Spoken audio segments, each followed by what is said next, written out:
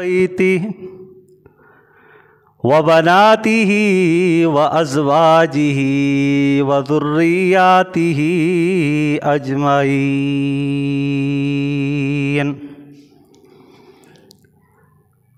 أما بعد فأعوذ بالله من الشيطان الرجيم. بسم الله الرحمن الرحيم. فأما من طغى وآثر الحياة الدنيا فإن الجحيم هي المأوى. وأما من خاف مقام ربه ونهى النفس عن الهوى فإن الجنة هي المأوى. وقال النبي صلى الله عليه وسلم: من أحب سنتي فقد أحبني ومن أحبني كان معي في الجنة، أو كما قال عليه الصلاة والسلام. آمنت بالله صدق الله مولانا العظيم وصدق رسوله النبي الكريم، ونحن على ذلك لمن الشاهدين والشاكرين، والحمد لله رب العالمين. یا رب صل وسلم دائما ابدا على حبيبك خير الخلق كلهم. هو الحبيب الذي ترجى شفاعته لكل هول من الأحوال مقتحم. جاءت لدعوته الأشجار ساجدة تمشي إليه على ساق بلا قدم. فاق النبيين في خلق وفي خلق ولم يدانوه في علم ولا كرم. اللهم صل على محمد وعلى آل محمد كما صليت على إبراهيم وعلى آل إبراهيم إنك حميد مجيد. اللهم بارك على محمد وعلى آل محمد كما باركت على إبراهيم وعلى آل إبراهيم إنك حميد مجيد. واجب الاحترام، قابل عزت تقریب میرے بزرگوں، بھائیو، دوستو، قرآن مجید فرقان حمید میں سے سورہ نازعات کی چند آیات کریمہ آپ کے سامنے تلاوت کی. امام الانبیاء، سرور کائنات، فخر رسل، خاتم النبیین، آمنہ کے در یتیم، سید المرسلین، سید الاولین، سید الآخرین، احمد مجتبیٰ، محمد مصطفیٰ، سب کہہ دیجئے صلی اللہ علیہ وسلم کی ایک مبارک حدیث آپ کے سامنے تلاوت کی. اللہ تعالیٰ کی بارگاہ میں دعا گو ہوں کہ رب العالمین حق سچ بیان کرنے اور اس کے بعد ہم سب کو عمل کرنے کی توفیق نصیب فرمائے. عزیزان محترم، اللہ تبارک و تعالیٰ کا اس دنیا والوں پر سب سے بڑا احسان کیا ہے؟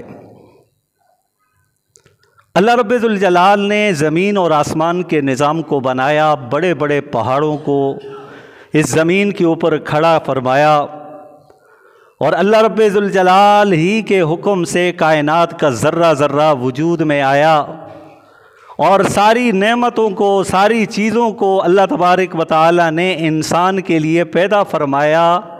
کبھی بھی اللہ تبارک و تعالیٰ نے پورے قرآن مجید کے اندر کبھی اپنی نعمتوں کا احسان نہیں جتایا، لیکن ایک وہ نعمت ہے، ایک وہ عظیم اللہ تبارک و تعالیٰ کی طرف سے بہت بڑی نعمت ہے جو امام الانبیاء سرور کائنات صلی اللہ علیہ وسلم کی صورت میں اللہ تبارک و تعالیٰ نے اس کائنات کے اندر سب سے عظیم نعمت کو بھیجا، اور ساتھ اللہ تبارک و تعالیٰ نے اس پر احسان بھی جتلایا کہ اے مومنو، لقد من اللہ علی المؤمنین اذ بعث فیہم رسولا، البتہ تحقیق میں نے مومنوں پر احسان کیا ہے، اتنا احسان عظیم کیا ہے کہ انہی میں سے میں نے اپنے آخری پیغمبر کو مبعوث کیا ہے۔ اللہ تبارک و تعالیٰ نے اپنے محبوب کو بھیج کر اس امت پر سب سے بڑا احسان کیا ہے، اور پھر امام الانبیاء جو کچھ فرما دیں، جو کچھ بتلا دیں، جو کر جائیں، پھر وہ معمولی تو نہیں ہو سکتا نا۔ ایک حدیث مبارکہ آپ کے سامنے پیش کروں گا۔ حضرت ابو ہریرہ رضی اللہ تعالیٰ عنہ کی روایت ہے، وہ فرماتے ہیں کہ میں نے نبی کریم صلی اللہ علیہ وسلم سے سنا کہ آپ فرما رہے تھے کہ 7 قسم کے لوگ وہ ہیں کہ کل قیامت والے دن اللہ رب ذوالجلال اپنے عرش کا سایہ انہیں نصیب فرمائیں گے، اور اس دن کوئی اور سایہ موجود نہ ہوگا، صرف اللہ کے عرش کا سایہ ہوگا۔ تو اللہ رب ذوالجلال اس عرش کے سائے میں 7 قسم کے خوش نصیب لوگوں کو وہاں عرش کے سائے میں رکھیں گے، جگہ دیں گے۔ اور اس کے متعلق یہ بات یاد رکھیے گا کہ عرش کے سائے کے نیچے رکھنے کا مطلب یہ ہے کہ اللہ رب ذوالجلال ان کے ساتھ حساب کتاب کا معاملہ بھی نہیں فرمائیں گے، بغیر حساب کتاب کے ان کو جنت میں داخل فرمائیں گے۔ تو کتنی بڑی سعادت کی بات ہے، کتنی بڑی بات ہے کہ اللہ رب ذوالجلال عرش کا سایہ نصیب فرما دیں اور بغیر حساب کتاب کے جنت میں داخل فرما دیں۔ اس سے بڑھ کر اور بڑی نعمت کیا ہو سکتی ہے؟ تو امام الانبیاء سرور کائنات صلی اللہ علیہ وسلم نے ارشاد فرمایا کہ وہ 7 خوش نصیب جو لوگ ہیں ان میں سے سب سے پہلا امام عادل، وہ حکمران جو عدل و انصاف کرنے والا ہو، کیونکہ حکمرانی منصب عہدہ یہ جب کسی بندے کو مل جاتا ہے نا، اکثر و بیشتر تو یہی دیکھا گیا ہے کہ اس پر بیٹھ کر وہ تمام عدل و انصاف کے تقاضوں کو یکسر جو ہے نظر انداز کر دیتے ہیں۔ وہ بھول جاتے ہیں کہ ہمیں یہ عہدہ اور منصب اللہ نے دیا ہے، یہ بہت بڑی ذمہ داری ہے، اس ذمہ داری کو میں اچھے طریقے سے نبھاؤں، کہیں مجھ سے ناانصافی نہ ہو جائے جس سے مخلوق خدا کو کوئی تکلیف پہنچے۔ وہ اپنے اس عہدے اور منصب کی نزاکت کو بھی سمجھے اور اس کی اہمیت کو بھی سمجھے، لیکن ایسا دیکھنے میں بہت کم آیا ہے، خصوصاً جو زمانہ چل رہا ہے اس میں تو یہ چیزیں بالکل ناپید ہیں۔ لیکن پھر بھی دنیا کے کونے میں کہیں نہ کہیں جگہ پر اس کی کوئی نہ کوئی صورت ہمیں نظر آ جاتی ہے۔ عہدہ اور منصب مل جانے کے بعد اللہ تبارک و تعالیٰ اس کے ہاتھوں میں، اس کے حکم میں، اس کی بات میں ایک ذمہ داری ڈالتے ہیں۔ جب یہ ذمہ داری اس بندے کو مل جاتی ہے، اب اس کا امتحان شروع ہو جاتا ہے۔ اتنی بڑی ذمہ داری جب انسان کو مل جاتی ہے تو پھر اللہ تبارک و تعالیٰ اس بندے کا امتحان لیتے ہیں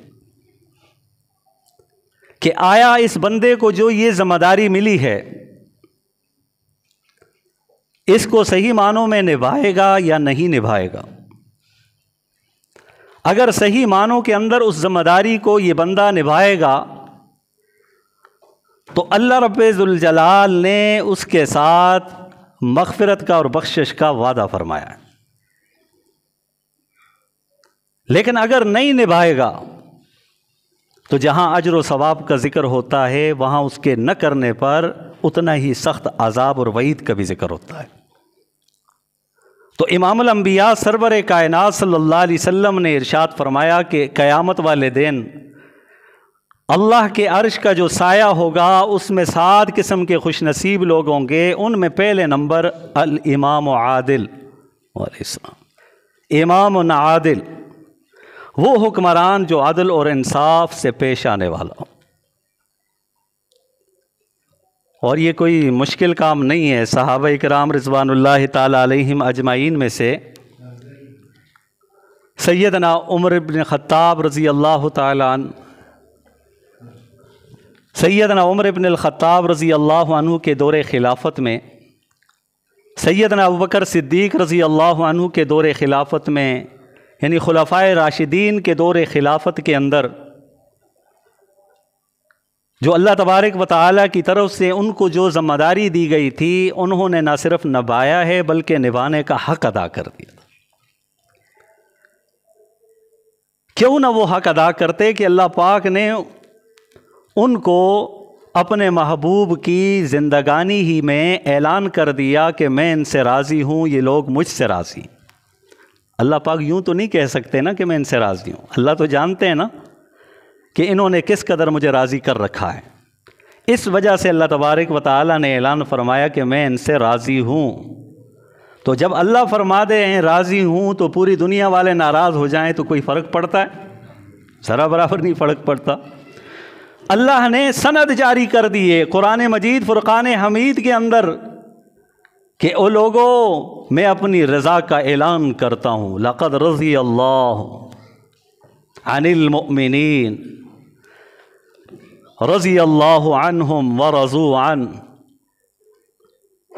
کہ اللہ تبارک و تعالی ان سے راضی، یہ رب سے راضی، اولئک هم المفلحون، یہ کامیاب لوگ ہیں، اولئک هم الصادقون، یہ سچے لوگ ہیں، اولئک هم الفائزون، یہ کامیاب لوگ ہیں۔ اللہ نے یوں ہی نہیں فرمایا بلکہ ان کے اندر یہ خوبیاں موجود تھیں۔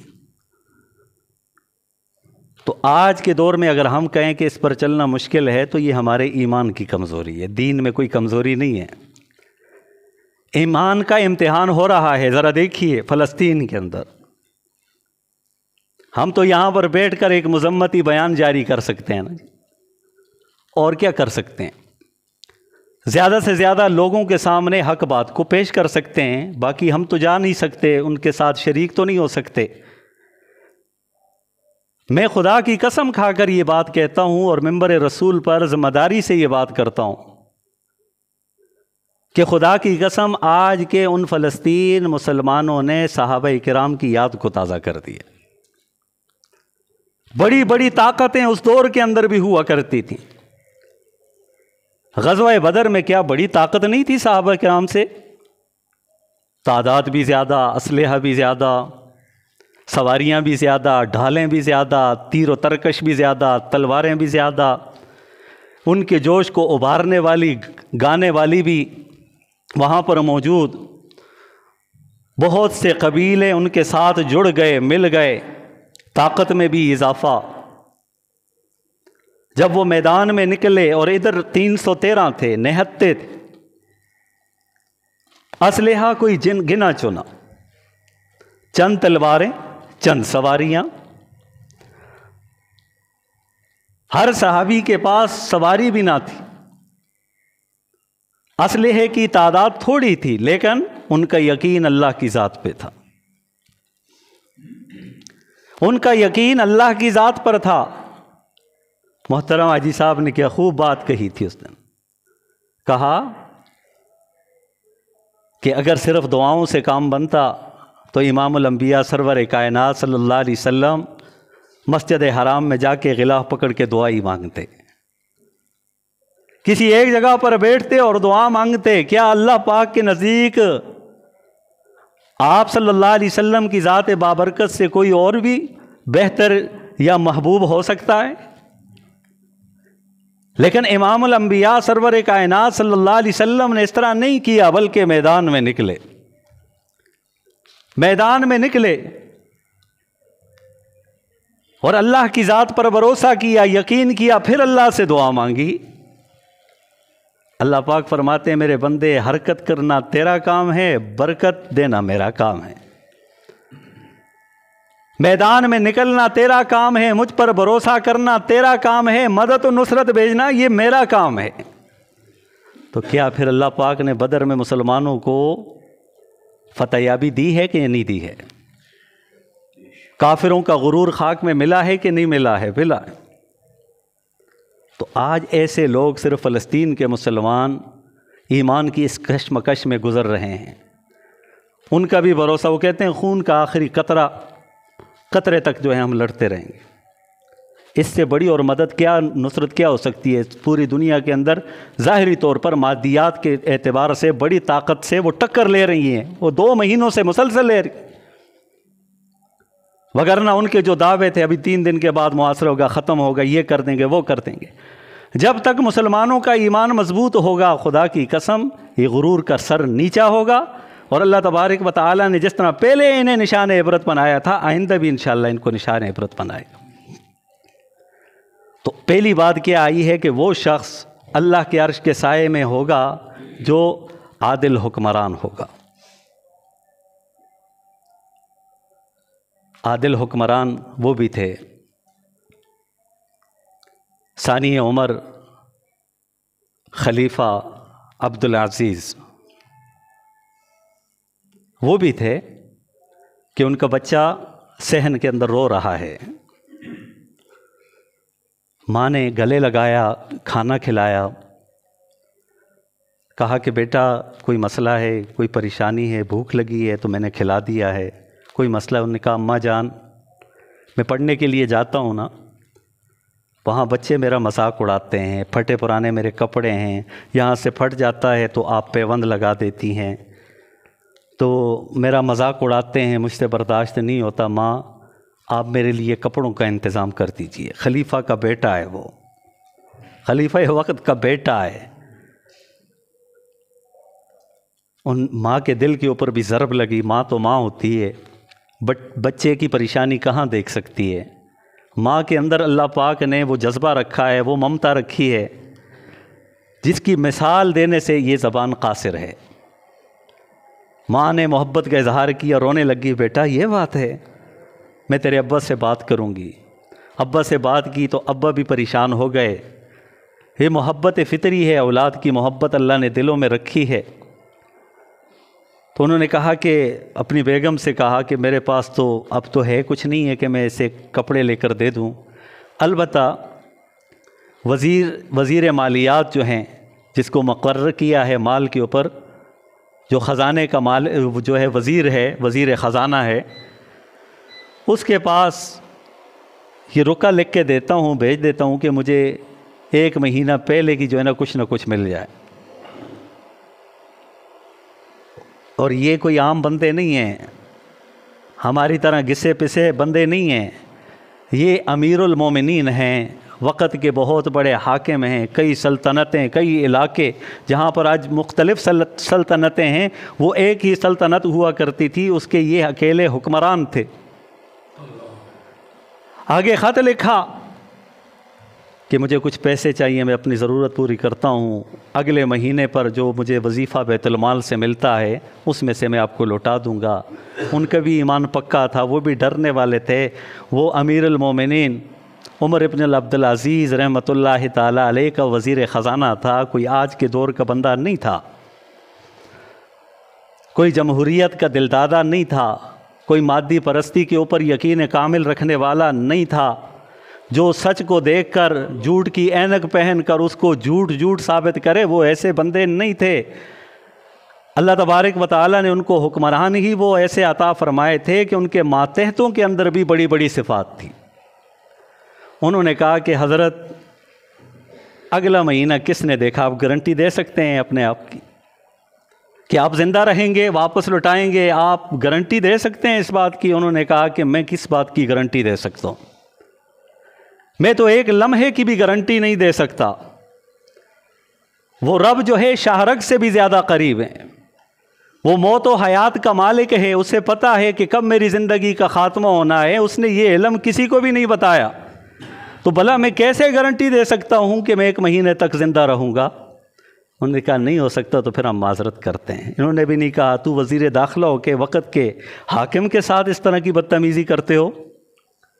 خوف خدا جب دل کے اندر آ جاتا ہے، جب اللہ رب ذوالجلال کی ذات دل کے اندر آ جاتی ہے، پھر اس طرح کی صفات پیدا ہو جاتی ہیں جو حضرات صحابہ کرام کی صفات۔ اور پھر اللہ پاک کی مدد و نصرت کیسے آئی؟ وہ پھر اسی طرح غربت کی زندگی گزارتے رہے۔ پھر مدد و نصرت ایسی آئی کہ انہوں نے اس طرح عدل و انصاف کو قائم کیا، ایسی سلطنت قائم کی کہ ایک مرتبہ لوگ جو ان کے حکومت کا ایک ادارہ تھا کہ جو لوگوں کو زکوٰۃ کی رقم دیے کرتے تھے یا اسی طرح صدقات وغیرہ، خیرات وغیرہ، رفاع عامہ کے کام کیا کرتے تھے، وہ ٹیم ان کے پاس آئی اور کہنے لگی کہ حضرت یہ زکوٰۃ کی رقم ابھی تک بچی ہوئی ہے۔ انہوں نے فرمایا کہ کیا مستحقین جو زکوٰۃ ہیں ان کو دے دیا؟ کہا کہ سب کو مل گئی ہے زکوٰۃ۔ ان کا اچھا یہ دیکھو کہ معاشرے کے اندر کوئی آدمی کمزور تو نہیں ہے، غریب تو نہیں ہے جس کو 1 وقت کا کھانا ملتا ہو، 2 کا نہیں۔ ان کا حضرت وہ بھی ہم نے چھان لیے، کوئی ایسا بندہ باقی نہیں رہا۔ یہ برکات ہیں، اللہ کا خوف دل میں بٹھا کر اس کے اوپر عمل کیا جائے تو پھر اللہ کی طرف سے ایسے فیصلے ہوتے ہیں۔ کہا کہ اچھا وہ جو قیدی تھے، قیدیوں کے اوپر چھڑانے کے لیے اس کو لگا دیا جائے یا ان کے مقدمات کے اندر جو خرچ آتا ہے اس میں لگا دیے۔ کہا حضرت ان کو بھی دے دیے ہیں، پھر بھی بچ گئے ہیں۔ کہا کہ جو ملک و ملت کی حفاظت کرتے ہیں، اس کے لیے کوششیں کرتے ہیں، ان کو دے آؤ۔ کہا ان کو بھی دے دیا، سب کچھ دے دیا ہے، پھر یہ باقی رہ گیا۔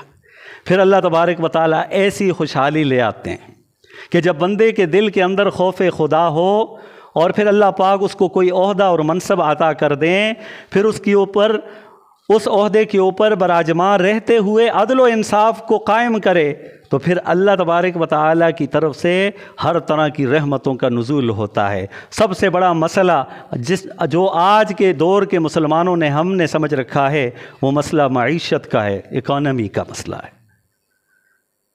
یہی رونا ہے، اور ہم مادی پرست بن چکے ہیں۔ یقین کامل تو نہیں ہے اللہ کی ذات پر نا، تو پھر ہم کہتے ہیں کہ دنیا میں وہ جو لوگ ترقی کر رہے ہیں نا، ان کے پیچھے چلو، ہمیں بھی یہ مل جائے گا، سب کچھ عروج مل جائے گا، عزت مل جائے گی۔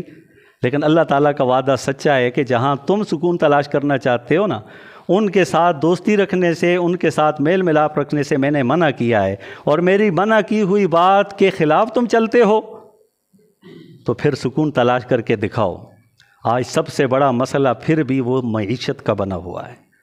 تو اللہ تبارک و تعالیٰ نے وہ رزق کا مسئلہ اتنا حل کر دیا کہ سب کو دینے کے باوجود سب خوشحال ہیں، مستحقین بھی، غیر مستحقین بھی، اور وہاں کے جو معذورین تھے وہ بھی، قیدی وغیرہ، سب کے سب مجاہدین جو تھے یا ان کا جو فوج کا عملہ تھا، سپاہی تھے، ان کو دینے کے باوجود بھی، ان پر رقم خرچ کرنے کے باوجود بھی زکوٰۃ دینے کی رقم باقی رہ گئی تھی، زکوٰۃ دینے کی۔ اور زکوٰۃ آپ کو پتہ ہے کہ وہ مال کا 2.5 حصہ ہوتا ہے، 1000 میں سے 2.5%۔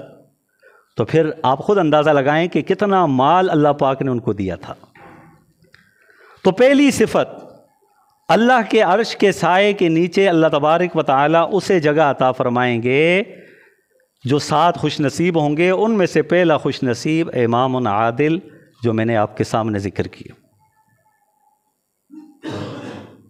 تو آج بھی اگر کوئی شخص عدل و انصاف کو قائم کر کے اپنے عہدے اور اپنی ذمہ داری کو نبھائے گا تو یقیناً اللہ تعالیٰ کی مدد و نصرت اس کے ساتھ شامل حال ہوگی۔ دوسرے کون خوش نصیب ہوں گے؟ وَرَجُلٌ شَابٌ، وہ نوجوان، وہ جوان جس کی جوانی اللہ تعالیٰ کی عبادت میں گزری۔ ہاں، جو شخص اگر بڑھاپے کی عمر میں، ضعف کی عمر میں بھی عبادت کرتا ہے، اللہ کے ہاں قبول ہوتی ہے۔ اس کا یہ مطلب نہیں ہے کہ جو بوڑھا شخص اللہ کی بارگاہ میں عبادت کرے تو اس کا اجر نہیں ملے گا، اس کو تو اجر ملے گا، اللہ کے ہاں اس کا بڑا مقام ہے۔ لیکن فرمایا کہ اللہ کے عرش کا سایہ اسے نصیب ہوگا جس نے جوانی کی ابتدا سے لے کر آخر تک اللہ کی عبادت میں گزاری، اس نے اپنی جوانی عبادت میں گزاری۔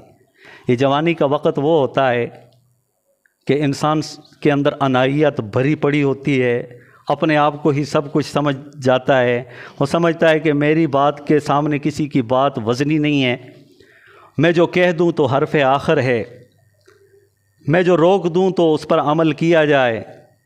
تو انسان جوانی کی مستی میں ہوتا ہے، پھر یہ حقوق کی بھی پرواہ نہیں کرتا، سب کے سامنے بدتمیزی بھی کرتا ہے، آپے سے باہر بھی ہو جاتا ہے، غصے کا اظہار بھی کرتا ہے۔ ایسی صورت میں پھر جو غلطی کی راہ پر چل پڑتا ہے، پھر ایسی جگہ پر جاتا ہے کہ وہاں سے پیچھے مڑنا اس کے لیے ناممکن بن جاتا ہے۔ تو فرمایا کہ اس نوجوان خوش نصیب کو اللہ کے عرش کے سائے میں جگہ ملے گی جس کی جوانی رب کی عبادت میں گزرے گی۔ ہاں، یہ جو دینی مدارس کے اندر جو طلباء ہوتے ہیں نا، اللہ تبارک و تعالیٰ نے ان کو یہ صفات عطا کی ہیں، ان کا بچپنا بھی دین کے ساتھ جڑا رہتا ہے، پھر ان کا لڑکپن بھی، ان کی جوانی کے ایام بھی، پھر ان کی زندگی یوں ہی دین کے ساتھ ہی گزرتی رہتی ہے، ان کی جوانی بھی چلی جاتی ہے، ان کی صلاحیتیں یہی کام کرتے کرتے مفلوج ہو جاتی ہیں، پھر وہ اللہ کے پاس چلے جاتے ہیں، اللہ کو پیارے ہو جاتے ہیں۔ تو یہ خوش نصیب لوگ بھی ہیں، لیکن اس کے علاوہ بھی خوش نصیب نوجوان موجود ہیں جو اپنی جوانی کی عمر میں رب کی عبادت کو کرتے ہیں۔ اس کا یہ مطلب نہیں ہے کہ بندہ کوئی دنیا کے کام ہی نہ کرے، دنیا کے کام بھی کرنے ہیں، ذمہ داری نبھانی ہے، حقوق کو بھی پورا کرنا ہے، کھیتی باڑی بھی کرنی ہے، دکانداری بھی کرنی ہے، کاروبار بھی کرنا ہے، شادی بھی کرنی ہے، معاشرے کے اندر چلنا بھی ہے، غمی خوشی میں شریک بھی ہونا ہے، لیکن اس کے باوجود بھی اللہ کے عرش کے سائے کے نیچے اسے جگہ ملے گی بشرطے کہ وہ رب کی عبادت کرنے والا بھی ہو، اپنے وقت پر نمازوں کی پابندی کرنے والا ہو، جھوٹ سے پرہیز کرنے والا ہو، زنا اور اس کے جو متعلقات ہیں اس کے قریب بھی نہ جانے والا ہو، اس کے دل کے اندر اللہ کا خوف ہو، اللہ کا ڈر ہو، کاروبار کرتا ہے تو دل میں اللہ کا خوف ہوتا ہے، ذمہ دارہ کرتا ہے تو پھر دل میں اللہ کا خوف ہوتا ہے، تقوی ہوتا ہے، اب میں نے یہ کر لیا اس کے بعد میرے لیے اللہ کا کیا حکم ہے وہ اس کے ذہن میں ہوتا ہے۔ پھر اس کے باوجود جب نماز کا وقت ہوتا ہے نماز پڑھتا ہے، رمضان المبارک کا مہینہ آتا ہے تو روزہ رکھتا ہے، ان سب کے کرنے کے باوجود جب وہ عبادت کے اندر لگا رہتا ہے تو اللہ پاک نے اپنے محبوب صلی اللہ علیہ وسلم کی زبان مبارک سے یہ اعلان کروا دیا، فرمایا کہ وہ جوان جس کی جوانی اللہ کی عبادت میں گزری وہ کل قیامت والے دن اللہ کے عرش کے سائے کے اندر ہوگا۔ اور پھر فرمایا کہ وہ شخص جس کا دل مسجد کے اندر اٹکا ہوا ہو، یہ شخص بھی کل قیامت والے دن اللہ کے عرش کے سایہ، جس دن کوئی اور سایہ نہیں ہوگا، اللہ تبارک و تعالی تیسرے اس بندے کو جگہ عطا فرمائیں گے جس کا دل مسجد میں اٹکا ہوا ہو۔ کیا مطلب ہے؟ مطلب اس کے کئی بنتے ہیں، میں ایک دو مطلب بیان کروں گا۔ پہلا مطلب تو یہ ہے کہ مسجد میں دل اٹکا ہوا ہو، ایک نماز پڑھ لی تو دل کے اندر ابھی یہ بھی خیال ہے کہ میں نے اگلی نماز بھی پڑھنی ہے۔ ٹھیک ہے، میں دکاندار ہوں، دکانداری کروں گا، میں ذمہ دار ہوں، ذمہ داری کروں گا، میں نے مال مویشی رکھے ہوئے ہیں ان کی دیکھ بھال کروں گا، میں نے کاروبار بنایا ہوا ہے اس کاروبار کو چلاؤں گا، یا میں ڈرائیور ہوں گاڑی چلاتا ہوں، میں دکاندار ہوں دکانداری کرتا ہوں، کوئی بھی کام کرتا ہوں، میں ٹیچر ہوں پڑھاتا ہوں، میں ڈاکٹر ہوں مریضوں کا معائنہ کرتا ہوں، لیکن میں نے اگلی نماز پڑھنی ہے، اس کا یہ دل مسجد میں اٹکا رہنا، اس کا یہ مطلب ہے۔ یعنی ایسا شخص جو ہے جس کے دل کے اندر اس طرح کی باتیں ہوں تو وہ حدیث پاک کے اندر جو الفاظ آئے ہیں یہ اس کا مصداق بنتا ہے کہ وہ شخص، تیسرا وہ شخص جس کا دل مسجد میں اٹکا ہوا ہو وہ بھی اللہ کے عرش کے سائے کے اندر ہوگا، سائے کے نیچے ہوگا، جس کا دل مسجد میں اٹکا ہوا۔ ایک مطلب یہ ہوا۔ کہ ایک نماز پڑھ لی، دوسرے کی فکر اس کے دل کے اندر ہے، اور دوسرا مسجد میں دل اٹکا رہے کا دوسرا مطلب کیا ہے کہ مسجد کے امور کی دیکھ بھال کرتا رہے۔ مثلاً یہ اللہ کا گھر ہے، ظاہر ہے اس گھر کے اندر گرد بھی پڑتی ہے، آندھی چلتی ہے تو گرد و غبار اڑتا ہوا مسجد کے اندر بھی آ جاتا ہے۔ مسجد کے اندر وہ وضو کرتا ہے، اسے پتہ ہے کہ یہ بیٹھنے کے لیے سیٹیں ہیں، سامنے جو ہے ٹوٹیاں لگی ہوئی ہیں، وہ اس کے اوپر بھی دیکھتا ہے، نظر رکھتا ہے کہ اس کے اندر کوئی کمی تو نہیں ہے، وہ اس کے پورا کرنے کے لیے کوشش میں لگا رہتا ہے، ہر وقت اس کے دل کے اندر یہ بات ہے۔ تو فرمایا، فقہا فرماتے ہیں یہ بھی اس کے مصداق بنے گا، یعنی یہ بھی اس کے زمرے میں آئے گا کہ اس کا دل بھی مسجد کے اندر اٹکا ہوا ہے، مسجد کی ضروریات کا، ذمہ داریوں کا، انتظامیہ کا، یہ سارے معاملات کی دیکھ بھال کرنے والا وہ بھی خوش نصیب کل قیامت والے دن اللہ کے عرش کے سائے پہ ہوگا۔ اور پھر فرمایا کہ وہ خوش نصیب جو تنہائی میں رب العالمین کے سامنے اپنی آنکھوں سے ندامت کے آنسوؤں کو بہائے، تنہائی میں اس کی آنکھوں سے آنسو نکلیں، وہ شخص بھی کل قیامت والے دن اللہ تبارک و تعالیٰ کے عرش کے سائے میں ہوں گے۔ یہ نوٹ کرتے جائیں، اپنی زندگیوں کا ہم محاسبہ کرتے جائیں۔ ہم انسان ہیں، خطائیں ہوتی ہیں انسانوں سے، غلطیاں ہوتی ہیں انسانوں سے، لیکن بہترین انسان وہ ہے جو اپنی غلطیوں کو غلطی تسلیم کرے اور توبہ طائب ہو جائے۔ اللہ تعالیٰ نہ صرف یہ ہے کہ اس کی توبہ قبول فرماتے ہیں، بلکہ اس کی برائیوں کو بھی اللہ پاک نیکیوں کے اندر تبدیل فرما دیتے ہیں۔ صرف دل کے اندر وہ جذبہ پیدا ہو جائے۔ تو تنہائی کے اندر آنسو بہانا، ایک تو لوگوں کے سامنے محفل کے اندر لوگ تو روتے بھی ہیں، وہ رونا بناوٹی بھی ہو سکتا ہے، حقیقی بھی ہو سکتا ہے، روتے رہتے ہیں، ہم دیکھتے رہتے ہیں۔ کبھی ایسے درد بری آواز ہوتی ہے، جو آدمی قرآن مجید کی تلاوت کر رہا ہوتا ہے، اس کی آواز کو سن کر بے اختیار آنکھوں سے آنسو جاری ہو جاتے۔ کبھی کوئی اللہ کا بندہ، کوئی اللہ اور اس کے رسول کی بات کسی کو سمجھاتا ہے، ایسے درد کے ساتھ، ایسے تڑپ کے ساتھ، ایسے کڑن کے ساتھ وہ رب العالمین کا حکم سناتا ہے کہ دوسروں کی آنکھوں سے بے ساختہ بے اختیار آنسو جاری ہو جاتے ہیں۔ یہ تو ہوتا ہے۔ فرمایا کہ نہیں، وہ شخص تنہائی میں جس کی آنکھوں سے آنسو بہے، وہ اللہ کے نزدیک بڑا محبوب ہوتا ہے۔ ہاں، تنہائی میں نیکی پر چلنا بڑا مشکل ہوتا ہے، لوگوں کے سامنے نیک بننا بڑا آسان ہوتا ہے، لوگوں کے سامنے دکھاوا کرنا بڑا آسان ہوتا ہے۔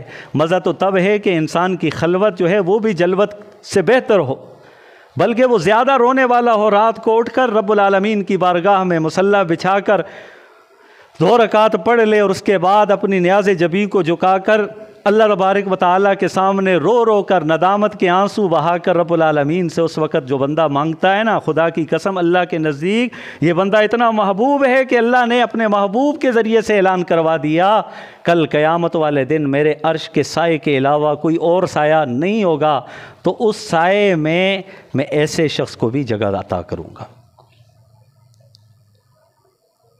یہ 4 طرح کے خوش نصیب ہو گئے۔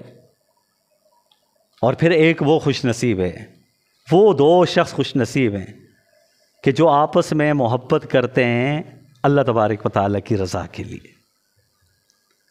ہماری محبتیں اللہ کی رضا کے لیے ہونی چاہیے۔ جب اللہ کی رضا آ جاتی ہے نا تو خون کے رشتے بھی نیچے چلے جاتے ہیں، یہ یاد رکھیے بھائی۔ جب اللہ کی رضا سامنے آ جاتی ہے، غالب آ جاتی ہے نا، پھر خون کے رشتوں کی پرواہ نہیں ہوتی ہے۔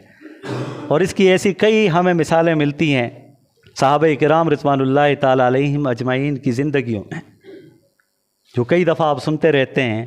حضرت ابوبکر صدیق رضی اللہ عنہ غزوہ بدر کے اندر مسلمانوں کی جماعت کا ایک حصہ تھے، اور ادھر کافروں کی صف میں ان کا حقیقی بیٹا تھا جو بعد میں مسلمان ہوئے تھے۔ پھر باپ بیٹے نے اپنے رشتے کو نہیں دیکھا، رب کی رضا کو دیکھا۔ اس طرف خلیفہ دوم سیدنا عمر فاروق رضی اللہ عنہ ہیں، اس طرف ان کے چچا زاد ہیں، ان کے کزنز وغیرہ دوسری جانب ہیں۔ پھر جب اللہ رب ذوالجلال کی ذات اور اس کا ڈر غالب دل کے اندر آ جاتا ہے تو پھر ان چیزوں کی پرواہ نہیں رہتی۔ تو فرمایا کہ آپس میں ان کی اللہ کی رضا کے لیے محبت ہو۔ ایک تو اس لحاظ سے، دوسری یہ کہ ہر ایمان والے کو ایک دوسرے سے اتنی محبت ہونی چاہیے کہ وہ اللہ کی رضا کے لیے محبت کریں۔